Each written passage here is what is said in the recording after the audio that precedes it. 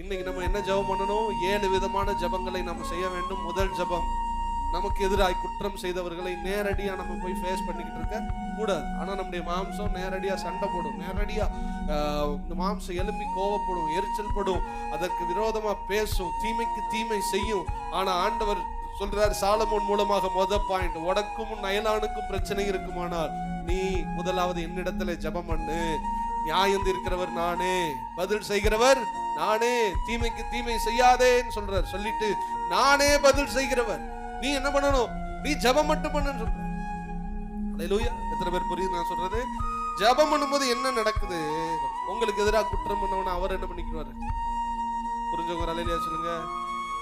உங்களுக்கு எதிராக குற்றம் பண்ணவங்களை தேவ சமூகத்துல வைக்கும் பொழுது யார் பார்த்துக்கிறவா? அவர் பார்த்துக்கிறார். உங்க நீதியை அவர் வெளிப்படுத்துவார். அதுதான் ஜோசப் பாடும்போது, என் நீதியை வெளிச்சத்தை போல் பட்ட பகலை போல் என் நீதியை வெளியே கொண்டு வருவேன். நான் யார்? நான் தப்பு செய்யல, நான் கரெக்டா தான் இருக்கேன். எனக்கு எதிராளிகள் தான் தப்பு பண்ணாங்க, ஆனா நான் அதை நிரூபிக்க முடியல. அதை நான் போய் சண்டையிட்டு கொண்டிருக்க முடியாது. நான் அப்பா சமூகத்துல வைக்கிறேன், என் ஆண்டவர் எனக்கு அதை பதில் தர உண்மை உள்ளவராயிருக்கிறார். இப்போ முதல் பாயிண்ட் என்ன? தேவன் நடு நின்று நம்மை நியாயம் தீர்க்க நீங்களும் நானும் இந்த முதலாவது ஜெப குறிப்பை என்ன பண்ணணும்? ஜெபம்.